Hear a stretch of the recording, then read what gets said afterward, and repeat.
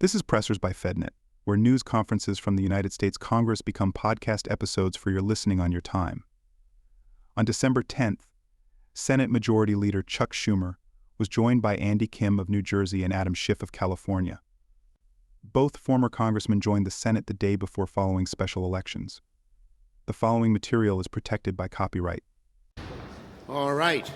Good afternoon, folks. Sorry we're a little late.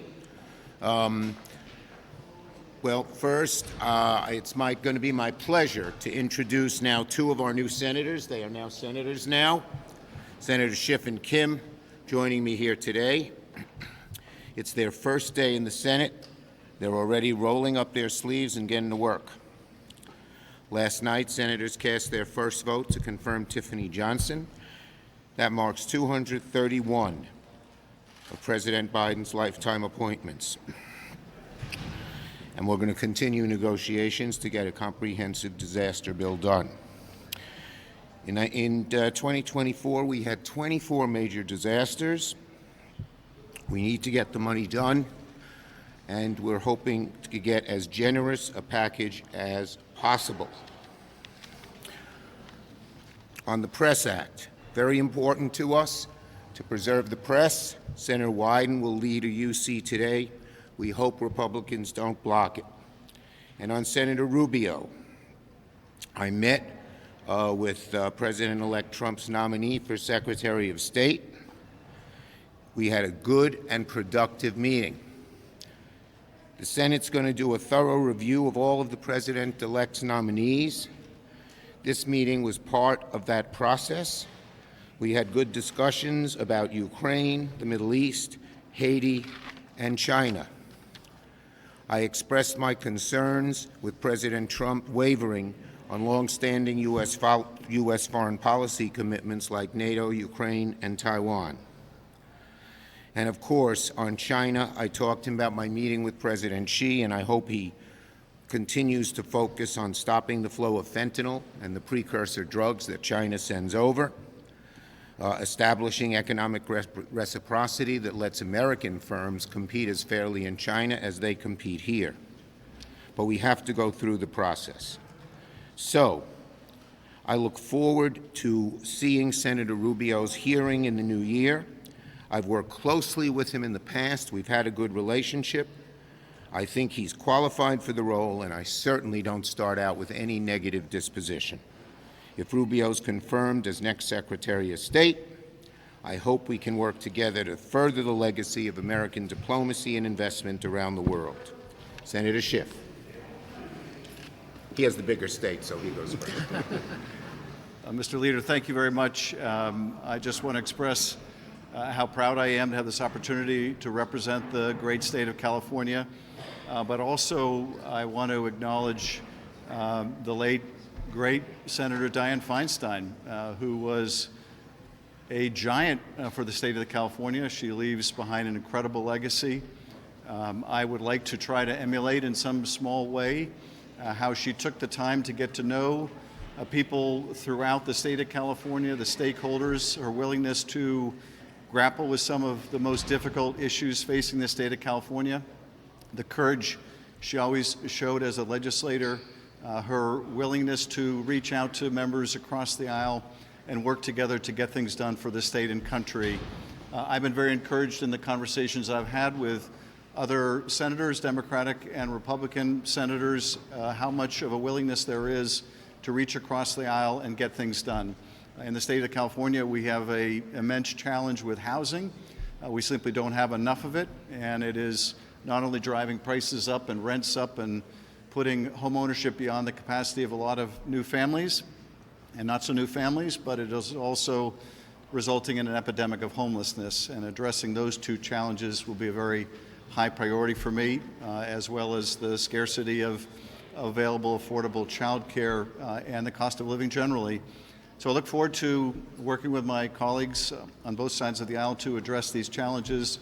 Look forward to working with Leader Schumer to confirm these judicial nominees and make sure that we reduce caseloads for judges on the bench, and that we keep the government open, that we avoid any kind of shutdown or default, and we get our work done. And once again, very grateful for this opportunity. Thank you, Leader. Senator Kim, it's good to call you Senator Kim, not Senator-elect Kim. I like the shorter title. Thank you, Leader Schumer. I just wanted to say quickly, the last 24 hours have been some of the most extraordinary and powerful of my life. To be able to be in the Senate chamber, to be able to look and see my 7-year-old and my 9-year-old, my 2 little boys who you will get to see running around here on this side of the Capitol more and more. I would say it was one of the first moments I've ever got to experience of my kids feeling that genuine pride in what their father does. And I try to raise that because I am here because of them. The work that I do here, it's because of them. I worry about what kind of America my 2 little boys are growing up in, and I want to use this job, use my opportunity here to try to shape that as best as I can, give them the kind of stability, the kind of future that they deserve, the same kind of future that my parents 50 years ago came to America to try to provide for me and my sister. I had a very emotional conversation with my mother yesterday. So proud that her son, on the 50th anniversary of our family coming to America, I now get sworn in as the first Korean American ever in the United States Senate. And I look forward one day no longer being unique and have greater representation and a Congress and a Senate that looks like the rest of America. That being said, I just want to say, we're very eager to get to work. Was able to sit down with my team, and we are hitting the ground running, trying to deliver for 9 million people all across New Jersey and participating in these great debates about what comes next for our country. So right now, we're just eager. Now is a time to get to work, get started, and be able to deliver. And I'm really glad to be able to do this alongside Senator Schiff.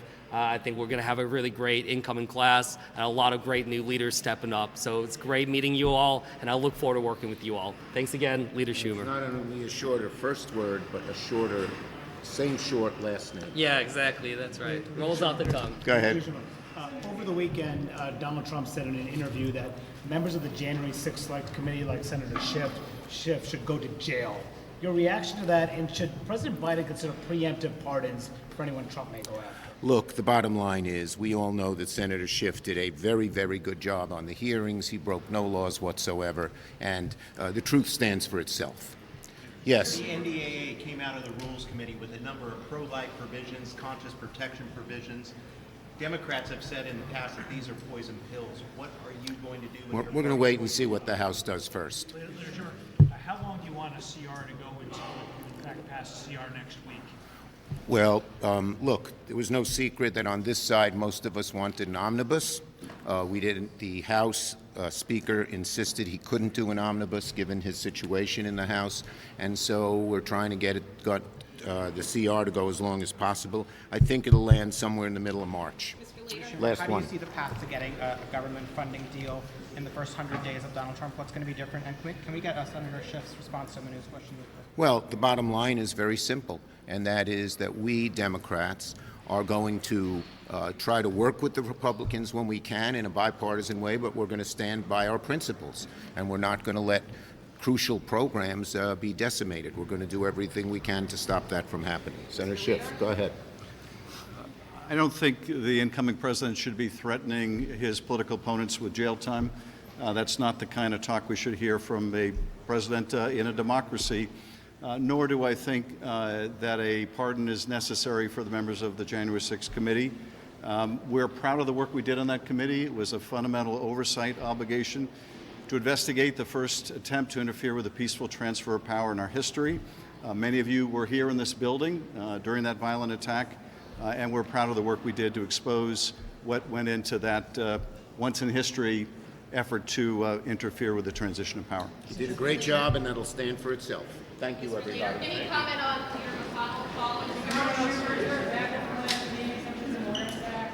Incoming Majority Leader John Thune led Republican colleagues after Senator Mitch McConnell took a fall moments earlier. Senators Barrasso, Ernst, and Capito followed Thune before he took questions about a pending defense bill, government efficiency, prioritizing China in the 119th Congress, and more.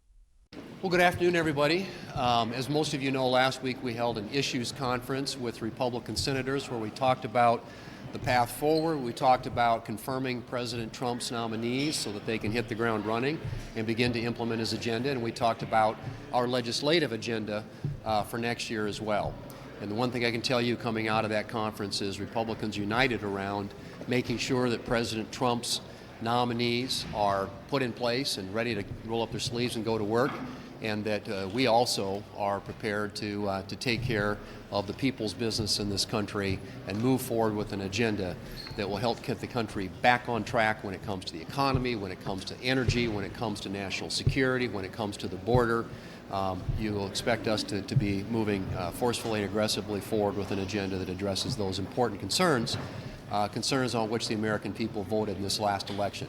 And I will tell you, we got a schedule, which I think you've seen. It's a pretty aggressive schedule in terms of the number of days we're going to be here, but it stands in stark contrast to the way that Senator Schumer and the Democrats have run the Senate for the last couple of years. If you look at where we are today, there is so much unfinished business. We have the National Defense Authorization Bill. We haven't considered yet. It's been available since June. The Senate Armed Services Committee reported it out in June, ready for floor consideration. Haven't taken it up on the floor of the Senate. Obviously a decision made by the Democrats. Same thing is true with all the spending bills. 11 of the 12 were reported out of the Appropriations Committee last summer, available for floor consideration. We could have had them on the floor, but like everything else, that's languished. Farm bill expired. A lot of farmers and ranchers out there wondering what's going to happen with no farm bill. Water Resources Development Act, same thing. Supplemental assistance for disaster. You can go right down the list of the things that the Democrats didn't get done because they have been worried about elections for the last 6 months and not concerned about legislating on behalf of the American people. So we got a bit of a pileup. We're going to have to sort through this, but the one thing I can tell you about next year is it is going to be different. The American people, I will tell you, this is not, the way the Senate operates today is not the way it's going to be operating in the future. We aim to fix that, and it's high time that we start getting the American people's work done. And if the Democrats and Senator Schumer in the last waning weeks of this year aren't going to do it, we will take it up, and we will take the pileup that they've left us and deal with it next year. Republicans and President Trump are ready to eliminate these painful regulations and pricey subsidies on electric vehicles. Remember, Democrats tried to force feed the American people into buying pricey electric vehicles. They tried to ban the production of traditional vehicles. They tried to bribe the Americans with cash subsidies by buying electric vehicles. Well, we're going to stop that, and we're going to save taxpayers money in the process. I have a piece of legislation called the ELITE Act, because remember, these subsidies were really designed as a way to give these elite electric car buyers a subsidy, taxpayer dollars. The Wall Street Journal took a look at this and said the amount of money being spent on these programs is hundreds of billions of dollars more than the CBO ever anticipated spending. And you know what else? People are not interested even with the subsidies for buying these electric vehicles.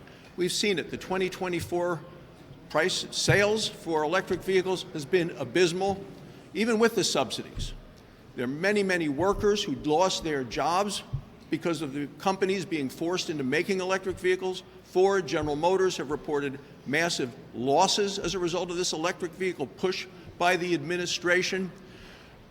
No matter any way you look at it, these things are piling up on the lots. When I talk to the dealers in Wyoming, they tell me that they can't sell these electric vehicles even at a loss. The American people don't want to be told what they have to buy. We're going to get rid of the car ban and these car bribes and put American drivers back into the driver's seat. 'Twas 5 years since the first case of COVID was reported. But today, throughout government offices, not a creature is stirring, not even a mouse. So, folks, this is my telework report, and it has revealed who is naughty and who is nice. Before COVID, about 3% of the federal workforce was teleworking. But today, 6% of the federal workforce actually shows up to work every single day in person. So the bureaucrats of Christmas past are sitting in bubble baths. Some of them have been sitting in jail. Some of them are running their very own small businesses while operating on the federal government dime. And the bureaucrats of Christmas present are asking Santa for permanent telework. But what we're going to do, 'tis the season to deck the halls with federal workers. So folks, you're going to have to come back to the office, and if they don't want to come back to work, we can make their Christmas wish come true. So again, folks, my out-of-office report is out. You may grab a copy. Feel free to peruse, and please call my office if you have any questions, because we will be there working. Thank you. And we're glad you're there working, Joni. So last week I was honored to be invited by our fellow senator, soon-to-be Vice President J.D. Vance, to accompany him to Asheville, North Carolina, to view the damage of the flood in Appalachia. You might say, why you? And I asked the same question, why me? And basically, J.D. said, you know, you're an Appalachian, you understand Appalachian response and the difficulties in the rural areas to answering the difficult challenges of such a disaster. Well, we went to the Fairview Volunteer Fire Department, where we met with the family of Battalion Chief Tony Garrison. Tony Garrison left his home because he knew there were people in distress, and it was amazing the way everybody was so isolated down there because of the hills. But he and his nephew and his son went to rescue some folks they knew were in distress, and Mr. Garrison and his nephew lost their lives, and their son lived. And the widow and the family came and met with us to tell us about Tony, but also about the way he and volunteer fire departments all across this nation really rise to help and volunteer to help folks who are in need. I've seen this during our own tragedies and floods in West Virginia. But one of the frustrating things that Senator Vance, soon to be Vice President Vance, called attention to, that I think is something I'd like to call out again, and that is to ask President Biden and the FEMA officials to grant the waivers on the direct housing dollars. What they're doing is there's people, the day we were there it was 28 degrees.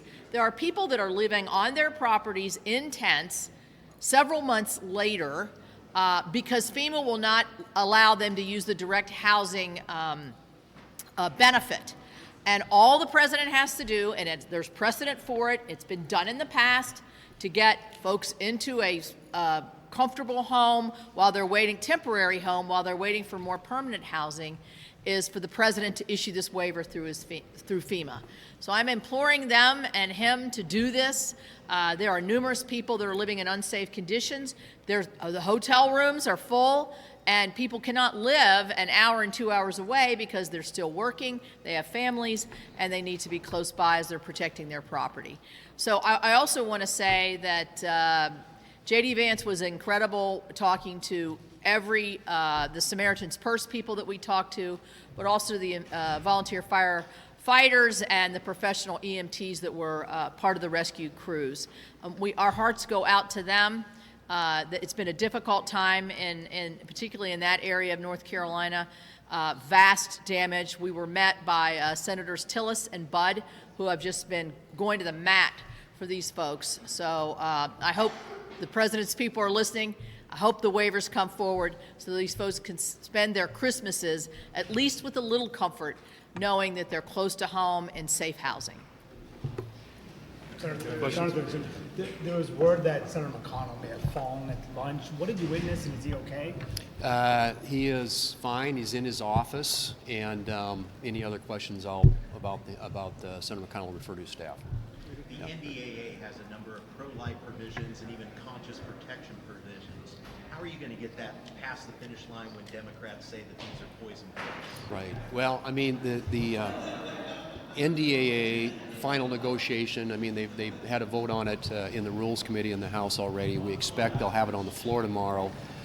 We expect to receive it from them probably on Thursday, and I would anticipate that Senator Schumer files on it. We probably end up voting early next week. But those issues have been fiercely negotiated, Obviously, there's a huge difference of opinion. As you know, anytime we do a national defense authorization bill, or for that matter, any appropriation bill on some of the pro-life positions, but our side has fought vigorously to make sure that the pro-life provisions in the bill are strong, and that the Democrats don't weaken those. At the retreat last week, you talked about border security, energy, defense, and the first reconciliation package. But what about some of the DOGE recommendations or spending reforms, deficit reduction? Does that move in the first package or the second package? What's your vision on how to move that? I'm a big fan of DOGE. I mean, I think that this is long overdue. We need a good scrubbing of the federal government. But I do believe that it's going to take us a bit of a time for them to, as they stand up that operation, take a hard look, scrutinize government operations, and figure out where we can achieve savings and efficiencies to be able to put that together into a legislative package. So that's why, in my view, it makes sense for us to move quickly on things we know we can do quickly: border, defense, energy, and then come back with another package that would address some of the savings that can be achieved through reductions in costs in various agencies and bureaucracies and government and programs, and then also deal with the expiring Trump tax cuts in a package later this year. But I think we can do both. We've got an opportunity to have a couple of different chances at a reconciliation package that would achieve all those objectives. One more, yeah. As you know, there's a bicameral Republican push to delink our economy from China, specifically with a piece of legislation that would permanently end our most favored nation trading status with China. What is your view on that? What are the implications for the U.S. economy if we were to do that? Because it could ultimately result in another trade war. Well, I mean, I think that the issue of the U.S. and our relationship with China is something that has received and will continue to receive a lot of scrutiny from members of Congress, and we'll be looking at policies that we think make sense in terms of promoting U.S. competitiveness globally, and if necessary, remedying some of the bad behavior of the Chinese. I mean, I think one of the things that President Trump and his team, as they take office, are going to be talking about is how China cheats on trade agreements. And I think that we have to be looking at the world today in a very clear-eyed way through a lens that understands that there are lots of threats out there, national security threats, obviously economic threats, energy. I think we talked a lot about energy security being national security, and so as we address those issues, it will all be with an eye toward ensuring that the United States stays strong, competitive, and that where necessary, we're taking the steps to ensure that China is playing fairly and by the rules. And I think we know from past experience that they don't. And we know that they're constantly spying and trying to get into our networks, and I think we have to be very conscious of the threat that poses, not only to our national security interests, but I think to the daily lives and privacy of the American people. Thank you. Thanks for listening to this FedNet podcast, and be sure to subscribe on your favorite podcast platform. This program is copyrighted by Federal Network, Incorporated, and provided only for informational and educational purposes.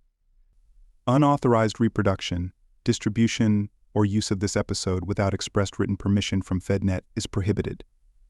Visit us online at www.fednet.net and watch FedNet on Amazon Fire TV, Haystack News, and Local Now for coverage of the United States Congress like no one else.